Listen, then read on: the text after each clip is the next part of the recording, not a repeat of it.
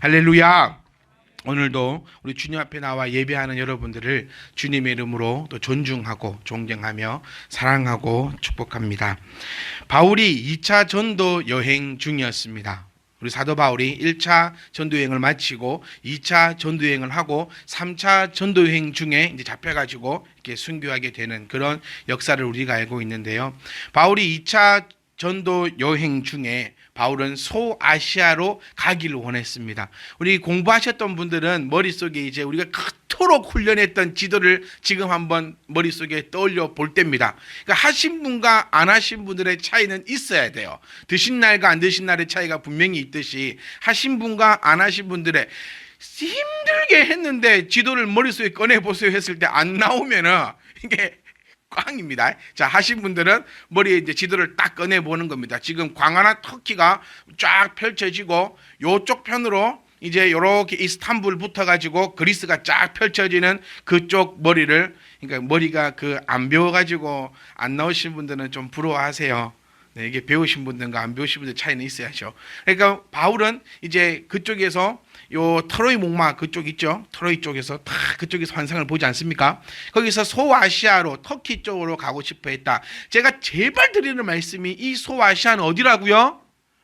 터키 지역입니다. 중국, 한국, 일본 아닙니다. 바울이 중국, 일본, 한국 올락했는데 못 와가지고 간 게 아니고 여기서 말하는 아시아는 터키를 얘기하고 있다라는 것을 우리가 이제는 꼭 기억하셔야 돼요. 터키 쪽으로 가려고 하다가 성령님의 그 이끌림을 받아서 이제 방을 건너 마게도냐로 넘어가게 됩니다. 마게도냐로 처음 딱 넘어갔을 때 제일 첫 번째 세운 교회가 바로 무슨 교회죠? 빌립보 교회입니다. 네, 여기까지는 모르셔도 됩니다. 지도만 나왔다. 영화뉴스에 나오셨구만, 지도가 머릿속에. 네, 싱긋이 웃고 계시고 지금 나 나왔다 이거죠. 머릿속에 나왔다. 그 마게도냐로 넘어가서 빌립보 지역에서 제일 처음 세운 교회가 바로 이 빌립보 교회입니다. 도착해서 이 바울 일행은 기도처를 항상 찾았습니다. 어느 선교 지역을 가든지 간에 제일 처음 그곳에 가면 바울이 꼭 찾았던 것이 바로 이 기도처였는데 그것이 보통적으로 회당이었죠. 회당. 유대인들의 이 회당. 그러면 이 유대인들의 회당이 어디에 보통 있냐면 강가 쪽에 붙어 있었어요. 강이 물이 흐르는 곳. 그러니까 우리말로 하면 뭐 풍수지리적으로 막 이렇게 따졌나 봐요. 그래서 유대인들의 회당은 거의가 이 강이 있는 쪽, 이쪽으로 있기 때문에 바울도 지금 회당을 찾아 돌아다니고 있는 겁니다. 요즘처럼 지도가 잘 돼 있고 이래서 회당이 어디 지역에 정확하게 있는지를 알 수가 없어요. 그래서 그 장소에 가면 마을이 있으면 회당, 유대인들의 회당이 있겠구나. 그리고 그 회당을 찾아가서 맨 처음 항상 사도 바울이 했던 것이 유대인들에게 먼저 말씀을 전하는 일을 항상 먼저 해왔습니다. 그러니까 기도처를 찾았다라는 것은 회당을 이렇게 찾아가던 중에 옷감 장사 두리아를 만나게 되죠. 여러분 지금 생전 처음 들으신 얘기는 아닐 겁니다. 자주 듣긴 했는데 잘 기억이 안 날 뿐이지. 옷감 장사 두리아를 만났어요. 이 두리아는 유대인이 아니죠. 옷감을 팔고 있는 이 두리아입니다. 저는 이 장면에서 이곳에서 좀 빌립보 교회에서 이 두리아를 만났던 이 장소가 저에게는 조금 더 특별하게 다가오는 게 뭐냐면 2년 전에 제가 우리 성도님들의 많은 배려를 통해서 성지순례를 갔다 왔잖아요. 우리 터키 쪽으로 갔을 때 이 장소에서 제가 기도하면서 우리 교회의 비전을 찾아온 곳입니다. 지금 이 두 번째 이야기를 외치고 120여 명의 성도를 우리가 꿈꾸고 우리 교회의 성도들은 어떤 모습이었을까 하는 그 비전을 이 두리아 여인을 만났던 그곳에 교회가 세워져 있는데 그 교회에 들러서 기도하며 그 교회를 살펴보면서 정말 저에게 지금 말씀을 전하면서도 몸에 닭살이 쫙 돋는데 그 감격으로 저에게 하나님께서 우리 교회를 향해서 기도케 하셨고 또 이 비전들을 발견하게 된 것이 바로 이 두리아 이곳이거든요. 두리아 여인. 그래서 저는 그곳에서 나중에 우리 교회 성도님들하고 다 같이 이 교회에 모여서 교회가 정말 이뻐요. 조그만하게 해서 딱 제가 꿈꿔왔던 그런 교회로 이쁘게 있어서 나중에 우리 성도님들 다 이곳에 오셔서 이 예배당에 모여서 함께 주님을 찬양하고 저 흐르는 물에 발 한번 담가봤으면 참 좋겠다라는 그런 비전을 꿈꾸고 왔습니다. 그래서 하여튼 그 두리아를 그곳에 만나서 두리아에게 하나님의 그 예수님의 그 복음을 전합니다. 여러분 조금만 들어보세요. 이 역사를. 그리고 나서 이제 귀신 들린 종, 여러분 기억나시죠? 귀신 들려 있는 여종의 귀신을 쫓아내 줍니다. 그리고 귀신 쫓아내는 바람에 감옥에 갇히게 되잖아요. 여기서 이제 우리의 그 유명한 사건이 시작됩니다. 바울과 누구요? 바울과 신라, 대한민국 신라 말고요. 신라가 아니고 신라입니다. 바울과 신라가 감옥에서 열심히 기도했더니 그 감옥이 문이 열리고, 그렇지만 그들은 도망치지 않았고 그 도망치지 않은 덕분에 그 감옥을 지키던 간수는 그와 그 집이 구원을 얻으리라 라고 하는 그 유명한 말씀이 이곳에서 탄생하게 됩니다. 그리고 그곳을 지나서 이제 암비부리와 아볼로니아를 지나서 드디어 오늘 본문의 배경이 되는 데살로니가로 들어오게 됩니다. 데살로니가 들어가서 또 그는 지금까지 했던 것처럼 회당을 찾아갑니다. 그리고 그 회당에서 새 안식일이라고 성경은 표현되어 있거든요. 그러니까 한 21일, 약 한 달 정도 그곳에서 말씀을 전합니다. 그곳에서 말씀을 전하면서 야손과 아리스도라는 좋은 또 동력자, 사역자를 또 얻게 되는 거죠. 그래서 그 야손의 집에서 하나님의 말씀을 전하고, 그래서 교회가 세워졌다라는 것은 그곳에 교회 건물을 지었다라는 의미가 아니라고 자리에서 몇 번을 말씀드렸었어요.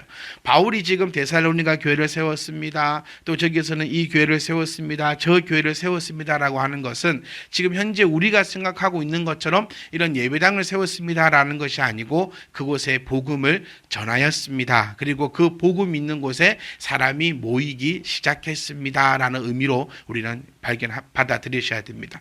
야손이라는 사람이 자기의 집을 개방합니다. 우리도 마찬가지였잖아요. 복음이 처음 들어왔을 때 각 가정에서 집을 개방하기 시작했습니다. 그래서 우리의 집들도 개방하셔야 돼요. 어디에는 복음이 전해지는 그 의미가 있을 때는 우리의 가정을 개방한다는 것은 나의 모든 것을 주님 앞에 올려드립니다라는 의미로 우리가 기억하시고, 복음이 전해지는 그 일에 있어서는 나의 것도 조금의 아까운 것도 여기지 마시고 이 복음의 전파를 위하여서 모든 것을 우리가 열 수 있을 때 하나님의 일이 시작이 되더라는 거예요. 바울이 아무리 훌륭해도 바울을 도와주는 사람이 없다면 하나님의 일이 일어날 수가 없습니다. 베드로가 아무리 훌륭하고 아무리 능력이 있다 하더라도 그 옆에서 함께 해주는 자가 없으면 그 일들은 일어나지 않는다는 사실을 우리가 바라볼 수 있다라는 겁니다. 그러니까 사도 바울이 가는 곳곳마다 그를 위하여서 집을 개방해 주는 자가 있었고, 또 이곳에서는 야손이 그의 집을 개방했습니다. 여기서 우리가 좀 기억해야 될 것은, 개방했으니까 어떻게 돼야 될까요? 야손이 바울에게 자기 집을 개방해서 그곳으로 사람을 불렀어요. 그리고 그곳에서 바울을 통하여서 하나님의 말씀을 전달했습니다. 요즘을 내보면 내 집이 교회가 됐다는 거예요. 그러면 우리는 아직까지도 생각이 다 잘 돼야 되는데, 이 잘 된다는 개념이 내 영혼의 잘됨이 아니고 항상 내 육신의 잘됨으로 포커스가 맞춰져 있으면 항상 실패할 수밖에 없다는 거예요. 우리가 다들 아시다시피 야손 집에 유대인들이 쳐들어옵니다. 왜? 바울을 잡으려고요. 바울을 잡으려고만 가는 거 아니고 야손도 때리 잡으려고 가는 겁니다. 그러니까 때마침 그 정보를 미리 입수해서 바울의 일행은 이미 피난을 시킵니다. 그런데 그 속에 야손은 미리 피하지 못했죠. 아니, 피할 수가 없죠. 내 집인데. 그래서 야손은 내 집에서 폭동을 일으키는 유대인들에게 들어오게 되고 유대인들에게 포박된 채 끌려가서 감옥에 들어가게 됩니다. 그리고는 많은 보석금을 주고 힘들게 풀려나는 사건이 우리는 역사를 통하여서 우리는 알 수 있다는 거예요. 그러니까 이 점을 우리가 바라보면서 예수를 믿는다는 거, 하나님을 향하여 나아간다는 것은 나의 영적인 일, 나의 영혼이 잘된 같이 범사가 잘 되는 것이지, 나의 포커스가 예수를 믿어서 나에게 돈이 들어오고 예수를 믿었더니 내가 건강해진다라는 그 관점보다는 하나님 앞에 내가 온전함으로 나아갔더니 하나님의 그 능력이 우리에게 나타냄을 우리가 기억할 수 있기를 간절히 소망합니다. 자, 이래서 바울은 도망가 버렸어요. 무슨 얘기냐면 바울은 쫓겨나 버렸어요. 더 이상 데살로니가에 있을 수가 없었습니다. 그러니 바울은 너무너무 걱정이에요. 데살로니가에 교회는 세웠습니다. 그곳에 복음은 전파되었습니다. 사람들은 모이기 시작했어요. 그런데 가르치지를 못했어요. 하나님의 말씀이 어떤 것인지, 그리고 이런 일들이 있을 때 우리는 어떻게 해야 될 건지 세부적으로 자세하게 가르치지 못했고, 사도 바울은 그리스도가 하나님의 아들이시고 우리의 메시아이시고 그를 통하여 우리가 구원을 얻을 수 있다라는 그 복음의 큰 줄기와 복음의 핵심만 전했을 뿐이지 다른 것들을 가르치지 못한 채 데살로니가를 떠나오게 되었습니다. 얼마나 그의 마음에 근심과 걱정이 있었는지 그의 후계자, 그의 양자, 그의 영적인 아들 디모데를 데살로니가로 보내게 됩니다. 자신은 아덴에 있으면서 디모데를 데살로니가로 보내어서 그곳의 교회 모습을 좀 보고 오게 하라고 보내게 됩니다. 그리고 나서 디모데가 가지고 온 그 소식은 정말로 기가 막힌 소식이었어요. 정말 사도 바울이 그곳에서 오랫동안 가르치지 못했고 정말 많은 것을 전해주지 못했고 그렇지 못해서 걱정하고 있었는데 돌아온 소식은요, 너무나 잘하고 있다는 소식이었어요. 그 교회가 너무나 아름답게 부흥하고 있으며 모든 성도들이 너무나 아름답게 그렇게 나아가고 있다는 소식을 바울은 접하게 됩니다. 사랑하는 성도 여러분, 신앙의 기본은 뭘까요? 신앙의 기본이자 신앙의 그 마지막은 뭘까요? 바로 그것은 말씀입니다.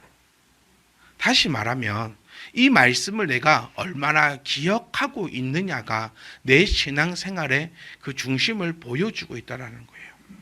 저는 여러분께 여쭙고 싶습니다. 지난주에 우리가 이 자리에 함께 모여서 함께 나누고 함께 들었던 그 말씀을 여러분들 얼마나 기억하고 나오셨습니까? 사실 입구에 딱 들어오면서 확인하고 싶어요. 장치를 발언해놨든지 지난주에 어떤 말씀이 했는지 짧게라도 줄거리 얘기하라고. 왜냐하면 말씀을 기억하고 있다라는 것이 내가 그 말씀대로 일주일 동안 발버둥을 쳤다라는 그 표본이 될 수 있다라는 거예요. 내가 얼마나 믿었다, 내가 얼마나 교회 다녔다, 내 직분이 무엇이냐, 이거 중요한 거 아니라는 게 지금 데살로니가 교회를 통해서도 우리에게 지금 익히 나타나고 있다라는 거예요. 바울이 얼마 가르치지 못했습니다. 바울의 그 큰 교육들을 받지 못했던 교회인데 그가 떠나고 난 다음에 정말 와해될 수 있고 정말 핍박이 엄청 심하거든요. 지금 가만히 놔두고 있는 것이 아니라 너무너무 핍박이 있어서 지금 엉망진창이거든요. 그러니까 저는 이 사실들을 보면서 우리 한국 교회도 좀 핍박이 있으면 좋겠다는 생각을 하게 됐어요.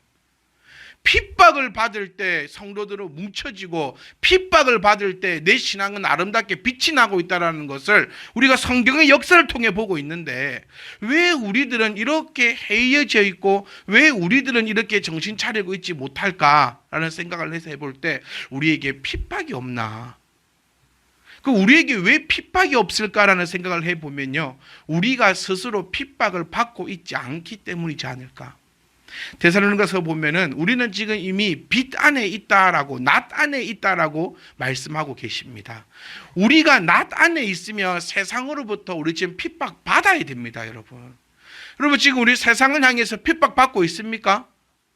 핍박이 있어야 내가 신앙인이라는 거예요. 여기서 말하는 핍박은 종교를 탄압하고 종교 생활 못하게 하고 이런 것들이 아니라 내가 주님 앞에 나아가기 위해서 나는 핍박을 받는 거예요. 좀 쉬운 예 한번 들어보고 우리 청년들 한번 예를 한번 들어봅시다. 내가 신앙생활 하기 위해서 주일날 친구 못 만나는 거예요. 이게 핍박입니다. 내가 신앙생활을 하기 위해서 내가 먹고 마시고 싶은 거 내가 그거 못 먹고 못 마셔야 된다는 거예요. 그게 세상으로부터 받는 핍박입니다. 그런데 그런 게 전혀 없다라는 것은, 핍박을 받지 않는다는 것은 예전과 지금의 생활이 다를 것이 하나도 없기 때문에 핍박을 받고 있지 못하다라는 그 증거가 될 수 있다는 거예요. 데살로니가의 사람들은 예전에 주님을 몰랐을 때는 핍박을 받고 있지 않다가 주님을 알고 나서부터 핍박을 받게 되는 겁니다. 왜? 그의 삶들이 달라졌기 때문에. 그러면 그들의 삶이 어떻게 달라졌느냐? 바로 이 말씀을 기억하고 있기 때문에 삶이 달라지는 것입니다. 주님의 멍에를 다 맬 수 있기를 주의 이름으로 축복합니다. 주님의 멍에를 매지 않으면 너무너무 힘듭니다. 주님의 멍에를 매지 않고 나의 멍에를 메고 가면 너무너무나 괴로운 것이 바로 이 인생사라고 말씀하고 있다는 겁니다. 그래서 우리는 주를 믿는 우리들은 주의 멍에를 메고 가는 것이 바로 주의 사람들이고, 주의 그 멍에는 결코 무거운 것이 아니라 오직 오히려 더 가볍고 더 기쁘고 더 평안하다는 사실을 우리가 기억하시면서 간절히 소망합니다. 우리가 말씀을 기억하셔야 돼요. 말씀을 기억하려고 애쓰셔야 됩니다. 그래서 교회 카페에 또 말씀을 올리고 또 요약도 하고 어떻게든지 간에 이 말씀을 놓지 않으려고 애쓰고 있다는 거예요. 그래서 신앙의 시작과 신앙의 끝은 이 말씀이다라는 것을 기억하시면서 내가 이 말씀을 잊지 않으려고 노력하십시오. 그래서 우리는 말씀 제목도 카카오톡에 올리고 있는 것도 말씀 읽지 않으려고 하고 있는 발버둥이라는 거예요. 집사님들이 한번 올려주는 그 짧은 제목을 통해서 우리는 또 말씀이 기억되고 또 기억되고 말씀이 기억이 되니까 그 말씀대로 나아갈 수 있다는 거예요. 말씀대로 다 살고 싶은데, 말씀대로 다 행하면서 살고 싶은데 말씀을 기억하지 못하면 그 말씀대로 살아갈 수가 없다는 것을 우리가 정말 좀 기억하셔가지고 말씀대로 살아가는 그 첫 번째 비결은 말씀을 기억하는 것이다. 너무 멋지지 않습니까? 예? 기도 응답받는 첫 번째 비결이 뭡니까, 여러분? 이제 나오셔야 되는데. 기도 응답받는 첫 번째 비결, 빠밤, 뭐죠? 기도를 해야 합니다. 기도를 해야 응답을 받죠. 네, 기도도 안 하면 싫어. 응답 안 된다 하지 말고, 기도에 응답받는 방법은 기도하는 것, 말씀대로 살아가는 그 첫 번째 비결은 말씀을 기억하는 것. 이것부터 출발입니다. 종교개혁이 왜 일어났습니까? 오직 말씀으로 요거 하나 들고 일어난 겁니다. 다른 것은 좀 부족하고 다른 것은 좀 어설프기도 하고 다른 것은 좀 불편할지라도 우리는 이 오직 말씀으로 이 슬로건을 가지고 말씀을 외쳐다 할지라도 아무도 기억하지 못하면 그것은 한낱 쓰레기 같은 소리밖에 안 되는 거예요. 데살로니가 교회를 보십시오. 그 짧은 시간에 그 짧은 말씀을 들었다 할지라도 말씀을 기억하고 있고 말씀을 기억하니 그대로 움직여지니까 이렇게 칭찬받는, 바울을 통해서 칭찬받고 있고, 정말 저는 너무 부러워요. 너희는 이미 낮에 있지 않느냐, 너희는 이미 밤이 아니라 이미 구원을 받은 자로서 환한 빛 가운데 있지 않느냐, 이런 소리를 듣는 저와 여러분 되시기를 주의 이름으로 축복합니다. 암만 못해도 그래요. 목사한테는 그런 소리를 들어야 안 되겠습니까? 집사님처럼 신앙생활하고 싶습니다. 집사님처럼 자녀들을 그렇게 키우고 싶습니다. 이 얼마나 멋진 소리입니까? 그런데 그렇게 신앙생활하면 안 됩니다. 낮인지 밤인지 아직도 헷갈리네요. 이런 소리 이제 우리는 안 들어야 됩니다. 여러분쯤 되면, 우리 정도 되면 이렇게 당당하게 이미 여러분들은 다 낮 가운데 있지 않습니까? 그러니 뭐가 걱정이겠습니까? 라고 얘기할 수 있는, 또 그런 얘기를 들을 수 있는 우리 참빛 희망 교회가 될 수 있기를 간절히 소망합니다. 그런데 이 데살로니가 교회에 조그마한 문제가 하나 있었던 것 같아요. 그 조그마한 문제는 뭐냐면 바로 이 재림에 관한 문제였습니다. 여러분, 우리는요 다 재림을 기다리는 사람들이어야 됩니다. 아멘. 여러분, 주님이 지금 오시면 여러분 기쁘겠습니까? 약간 당황스럽겠습니까? 혜인아, 지금까지 고생하다 이제 조금 편한 데 곳에 가려는데 주님이 오시네. 네. 우리 수진이 열심히 이제 영어 좀 잘하는가 싶었는데 이제 전화 통화도 열심히 하는데 갑자기 주님이 오시네. 여러분 개인적으로는 어떻습니까? 지금 주님이 오시면 되겠습니까? 주님이 오시면 당황스럽겠습니까? 지금 이 데살로니가 교회, 아니 지금 이 시대의 전반적인 분위기는요, 주님이 곧 오실 것 같은 분위기였습니다. 지금 이 성경이 쓰여진 시대는 주님이 하늘로 올라가신 지 얼마 안 되는 해입니다. 우리처럼 2000년 전 얘기가 아니고요. 한 10몇 년 전, 20몇 년 전 그 정도 이야기밖에 안 됐고, 아직 그 승천한 모습을 그 본 사도들의 그 마음과 또 그 생생한 이야기를 전해드렸던 그 사람들 마음에는 지금 불같이 끓어오르는 거예요. 그래서 주님이 올라가실 때 뭐라 했습니까? 곧 온다 안 했습니까? 요게 이제 좀 문제도 됐긴 했는데, 주님이 그때 올라가시면서 한참 뒤에 올 거다 이랬으면 이제 한데, 곧 내가 온다. 누구의 뜻 가운데? 하나님의 그 뜻 가운데로 내가 곧 온다. 그러니까 하나님의 말씀을 우리가 볼 때는요, 제발 나의 생각으로 판단해서는 안 된다는 거예요. 제가 수천 번도 말씀드립니다. 하나님의 생각을 내 생각으로 담을 수 있다면 하나님 믿지 않을 거라고요. 하나님의 생각과 하나님의 그 계획은 내 머리와 내 생각과 내 경험으로 단 요만큼도 이해할 수 없는, 그것이 바로 신입니다. 그게 하나님이십니다. 왜 하나님 이해가 안 됩니다. 이해가 안 되니까 하나님을 믿는 겁니다. 이해가 안 돼야지 하나님이십니다. 하나님이 말한 곧 그때와 우리가 생각하는 곧 그때는 분명히 큰 차이가 있다는 점을 우리는 알 수 있어요. 그러니까 지금 이 교회는요, 와 핍박을 받고 힘든 일이 있고 막 이럴 때도 주님의 그 실질적인 재림만을 기다리면서 그렇게 나아가고 있다는, 지금 주님이 재림하신다, 내일 오신다, 모레 오신다 이러면서 교회 안에서 싸움도 일어나게 되고, 이단들도 지금의 이단들만 있는 게 아니라 요 시대 때도 재림을 하시니 어쩌니 종말론이 오고 막 난리가 나고 있는 시대가 바로 이 시대입니다. 그때 바울은 그들에게 편지를 보냅니다.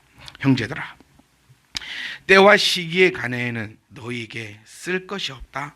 더 말할 필요가 없다. 왜냐하면 이미 너희들 다 잘 알고 있지 않느냐. 바울 서신서 중에서요, 데살로니가 전후서는 좀 재밌는 부분이 있습니다. 바울 서신서의 대부분의 내용을 보면 바울의 그 신학적인 표현들이 많이 적힙니다. 그러니까 로마서에서 가장 크게 나타나고 있던 게 뭐라 했죠? 그렇지, 이신칭의. 여러 편을 통해서 교회론, 기독론, 종말론, 여러 가지 신학적인 사상들을 보여주고 있는데, 이 데살로니가 전후서에서는 특징이 뭐냐면 이 재림에 관해서 얘기가 참 많이 나와요. 바울 서신서 가운데 재림에 대해서 얘기하고 있는 것은 여기가 거의 전무후무합니다. 그리고 바울의 신학적 사상보다는 그들을 칭찬하고 그들을 사랑하는 내용을 담고 있는 책이 바로 데살로니가 전서, 데살로니가 후서입니다.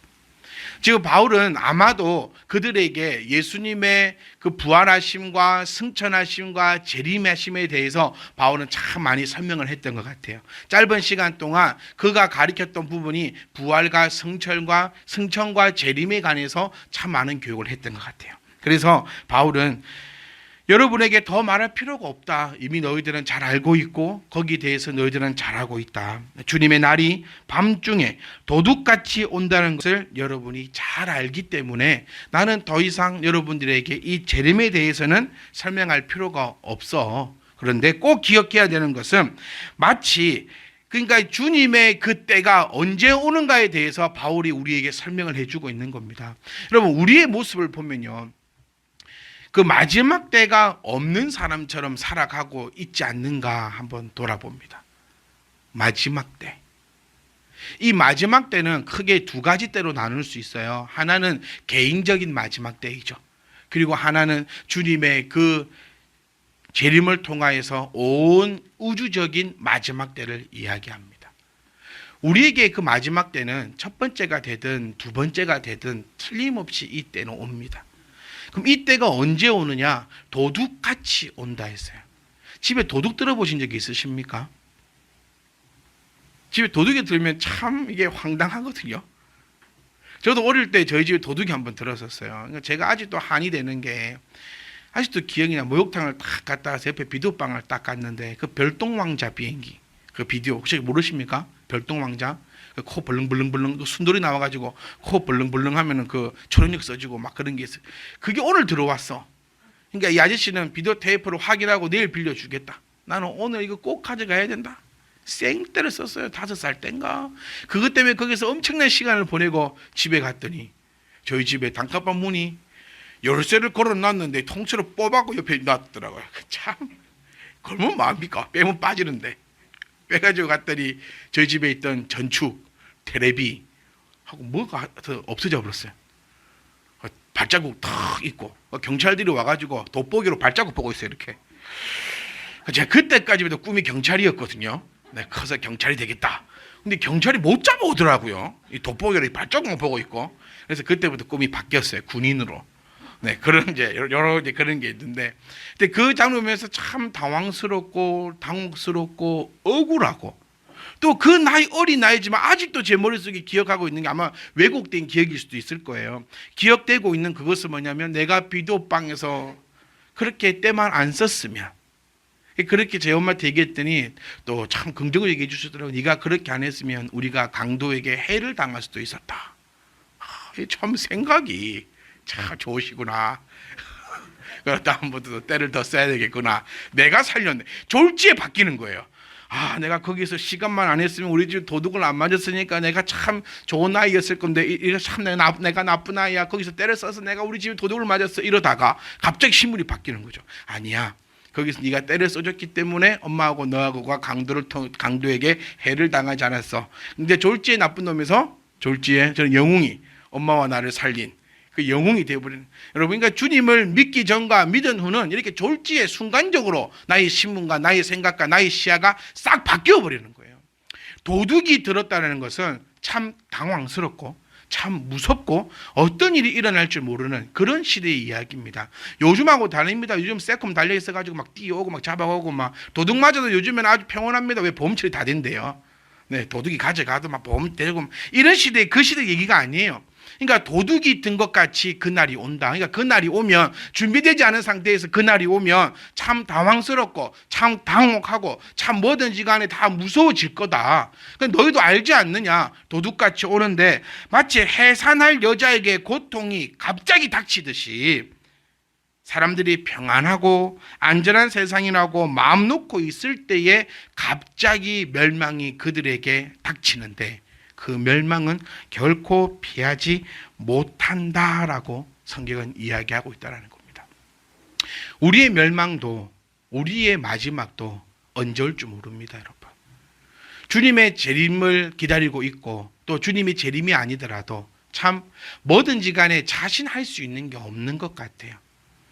내 인생도 자신할 수 없고 내 생명도 자신할 수 없고, 오늘 아침에 인사하고 나갔던 아들이 그렇게 피투성이가 되어서 돌아올 줄 누가 알았겠으며, 오늘 아침에 내가 빠빠이 하고 간 내 자신이 내가 그렇게 싸늘한 죽음으로 있을지 누가 알 수 있겠냐는 겁니다.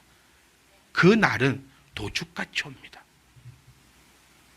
그래서 지금 이 데살로니가 교회는요, 이런 두려움과 기쁨과 여러 가지 감정이 이렇게 속해 있었던 것 같아요. 그러니 사도 바울은 그 날이 도둑같이 온다는 것을 먼저 상기시키고 싶은 거예요. 저도 여러분들에게 이 시간도 말씀드리고 싶은 것은, 그 날은 나의 개인적 종말이 되었든지 주님의 그 재림이 되었든지 그 날은 갑자기 오는 겁니다. 참 세월은 손살 같다라는 생각을 많이 하게 되는 것 같아요. 저는 저희 아이들, 참빛 주니 아이들을 보면서도요, 이렇게 언제 이렇게 컸나. 지난주에는 스승의 줄이라고 우리 하람이하고 하준이가 편지를 탁 써서 저에게 줬어요. 그걸 보면서 한참 가슴이 먹먹하더라고요. 저 유아실에 그 잎이 나갖고 이것들이 언제 사람 구실을 할까, 니들이 언제 클까, 그렇게 했던 이 참빛 주니 아이들이요, 이만큼 컸습니다. 교회에서 이제 다 한 자리씩들을 차지하면서 이제 다 뭔가 하나님의 일을 하겠다고 꿈틀꿈틀거리며 다 열심히 하고 있어요.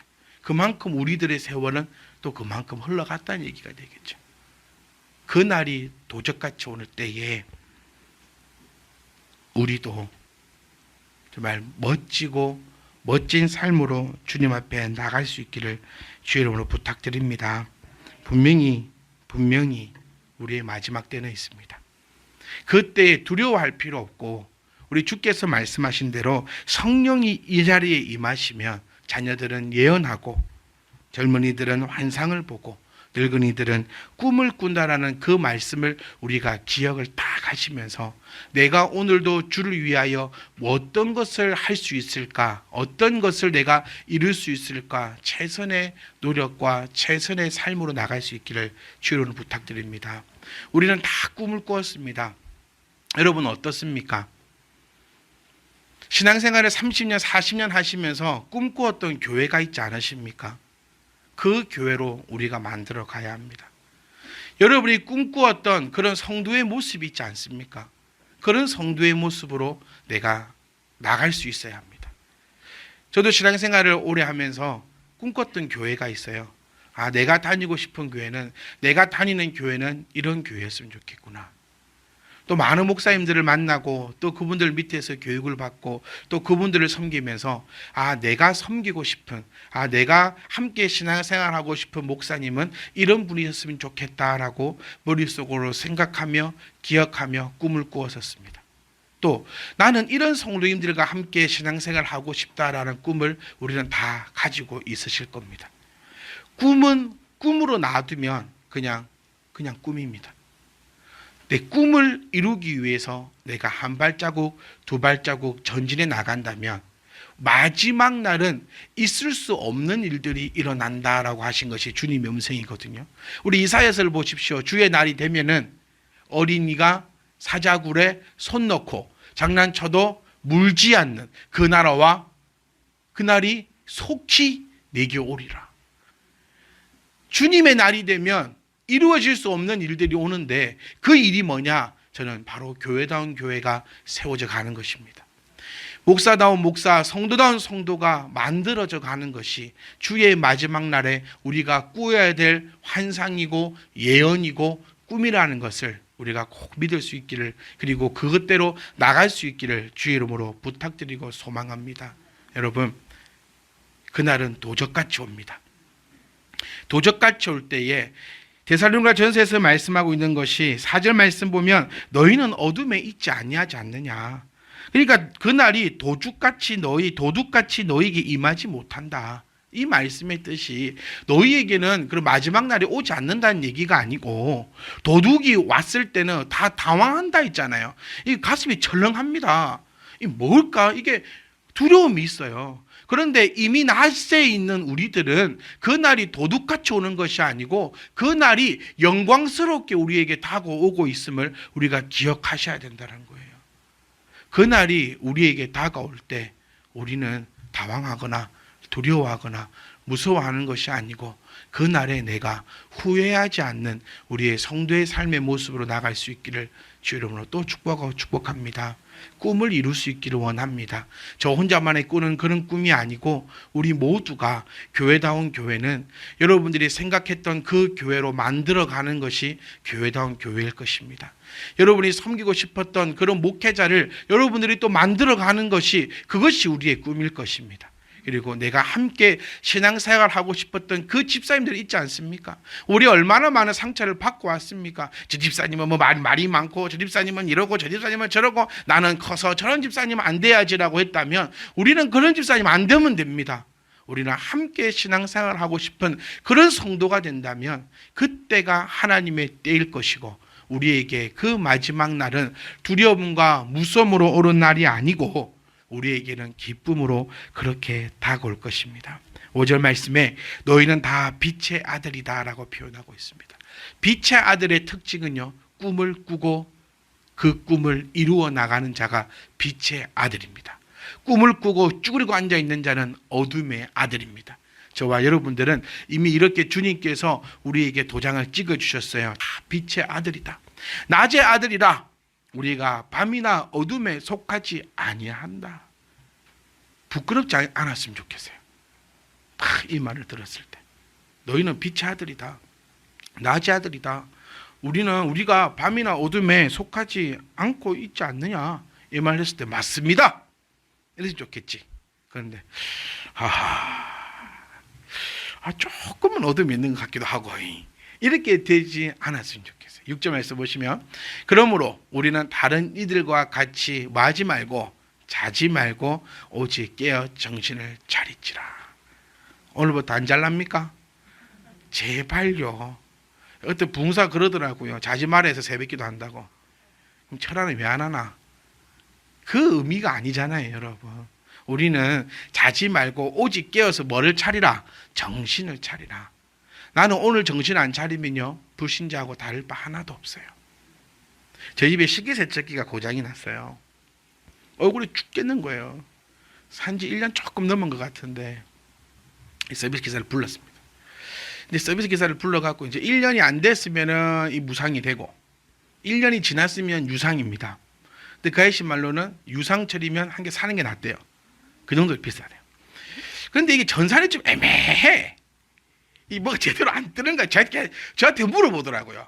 막 쳐다보고 찾아보면 혹시 이거 언제쯤 사셨어요? 이렇게 막 물어봐서 아하. 분명히 제 기억에도 2018년도에 샀어요. 제 기억에도. 그러니까 약간 정신줄을 놓기 시작하는 거예요. 돈 앞에서 이 목사를 내가 지킬 것인가, 아니면 이 돈을 내가 어떻게 될 것인가.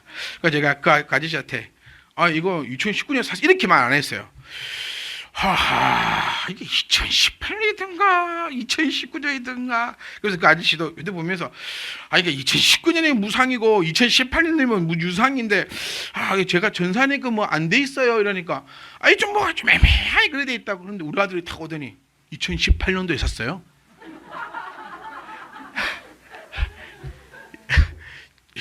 월까지 얘기합니다. 2018년 10월쯤? 그때가 약간 에어컨을 끄고 있을 때였으니까 2010 제가 아빠 아니야 이거 2018년도에 샀어. 그러니까 아저씨가 맞네요 2018년도. 뭔가 애매하게 있었나 봐요. 여기 2019년도도 적혀 있고 2018년도도 적혀 있고. 이게 누가 설치를 했니? 나는 내가 설치를 했다. 뭐 그냥 막 이러서 하고 있는데 이 정의의 아들, 예수님이 믿는 아들이 타고 와가지고 아빠 아저씨 2018년도에 샀습니다. 그러니까 깔끔하게 정리가 됐어요. 고치지 않고 그냥 버리는 걸로. 그냥 새 걸로. 그 아저씨가 저한테 얘기하더라고요. 사장님 렌탈을 하세요. 그냥 렌탈하면 5년 동안 무상이 이해했었는데 이 뭔데 사셔가지고 이렇게 고생을 하십니까? 그래서 아저씨가 고치지 않고 간다. 안 고쳤는데 또 출장비는 받아가요. 저는 뭐 이렇게 딱 주고 했는데 제가 그 상 보면서 이 상을 딱 말씀을 보면서 내가 다른 이들과 같이 자지 말고 오직 깨어서 정신을 딱 차리고 있어야 되는데 디모데전서 6장 말씀 보면 돈이 일만하게 뿌리라 했는데 그 얼마 되도 않는 돈에 나 이 목사의 이 자존심과 목사의 이 양심을 싹 팔아가지고 내가 그걸 이렇게 하려고 했는데 그때 하나님의 아들 그 아들이 와가지고 2018년도에 샀다. 아빠 정신 차려라. 이 음성으로 제게 들려지면서 7절 말씀에 자는 자들은 밤에 자고 취하는 자들은 밤에 취합니다. 우리가 밤에 있으면요 이렇게 되는 거예요. 제가 밤에 있었습니다. 그 돈 좀 아껴보려고. 아끼는 게 아니고 돈 사기치는 거 아닙니까? 분명히 내 머릿속에 2018년인데 그 잘 기억이 나지 않습니다. 2018년 같기도 하고 2019년 같기도 하고 나는 밤에 있었구나. 밤에 있어가지고 잤고 밤에 있어가지고 취해버렸네. 그러니까 밤에 있으면 안 돼요, 여러분. 항상 나쁜 일도 언제 일어납니까? 밤에 일어납니다. 이 재밌는 그 통계가 있어요. 어두운 골목길에 어두운 곳에 가로등 하나 설치했더니 범죄가 사라진답니다. 가로등 하나, 그거 하나 있다고. 그러니까 항상 죄는 밤에 벌어지는데 진짜 우리 컴컴한 밤에 죄가 이루어진다는 게 아니고 내 영혼이, 내 영이 밤에 있으면요, 밤은 자는 시간이고 밤은 취하는 시간이기 때문에 내 영이 지금 밤에 있으면 나는 잘 것이고 나는 취할 건데, 그러고 있다가 주님이 갑자기 오신다는 겁니다. 다시 한번 사도 바울은 우리에게 이렇게 얘기해 주고 있습니다. 그러나 우리는 낮에 속하여 있습니다. 우리는 낮에 속해 있어요. 구원받은 백성으로서 우리는 낮에 속해 있습니다. 그러니까 정신을 똑바로 차리고, 여기 똥 얼마나 쳤으면 좋겠어요. 정신을 똑바로 차려야 됩니다. 우리 정신 안 차리면요 그냥 가는 겁니다. 네가 뭐든지 가네. 여러분, 제가 얼마나 목사를 외쳐 불렀습니까? 근데 돈 30만 원에 2018년이냐 2019년이냐 제가 자존심이 엄청 상했어요 그때. 이 얼마에 내가 정신 안 차리면 이 꼴 되더라는 거예요. 그러니까 사도 바울은 우리에게 외쳐줍니다. 주님은 우리에게 크게 말씀합니다. 너는 이미 낫의 아들이라. 너는 이미 낫에 속해 있으므로 뭐만 해라, 정신만 좀 차리라는 거예요. 딴 거 하지 말고 정신만 좀 차리면은, 그리고 믿음과 사랑과 구원의 희망으로 완전 무장할 수 있기를 간절히 소망합니다. 다른 것에 관심 두지 말고 오직 우리의 이 구원에 관심 두고 있다면 하나님께서 비춰주시는 그 은혜가 얼마나 크고 얼마나 놀라운지 우리들 입에서는 감사의 소리밖에 안 나올 것입니다. 그런데 반대로 내가 어둠에 속해 있어서 내 영혼이 구원에 관심 두지 못하고 구원의 은혜에 있지 못하고 세상의 것에 있다면 내 입은 언제나 불평하고 원망밖에 나오지 않을 것입니다. 그거는 당연한 일이거든요. 주에 속한 자, 구원에 속한 자, 낮에 속한 자는 그 은혜로 말미암아 내 입에서 늘 감사가 넘칠 것이고, 반대로 어둠에 속한 자, 세상에 속한 자, 세상 안에 있는 자는 내 입에서 늘 불평과 원망만이 나오고 있을 거라는 것을 꼭 기억하시면서, 주님은 오늘도 나에게 가장 좋은 것을 주셨습니다. 주님은 내일도 나에게 가장 필요한 것으로 더하여 주실 것입니다. 어떤 경우에도 불평하지 마시고 불만 갖지 마시고, 나보다 나를 더 잘 아는 주님께서 나에게 필요하신 거 매일같이 더하심을 믿고 의지하면서, 밤에 속한 자들이 아니라는 거 여러분 성경이 우리에게 오늘 말씀해 주셨습니다. 옆 사람에게 인사하고 마칠까요? 당신은 낮에 속한 자입니다. 당신은 낮에 속한 자입니다. 그러니 구원의 소망을 두시고 멋지고 멋진 주의 백성들이 되시기를 주의 이름으로 소망합니다. 그래서 우리가 함께 꿈을 이루어 갈 것이고, 그 꿈 가운데 주의 영광만이 나타날 수 있기를 주의 이름으로 부탁합니다.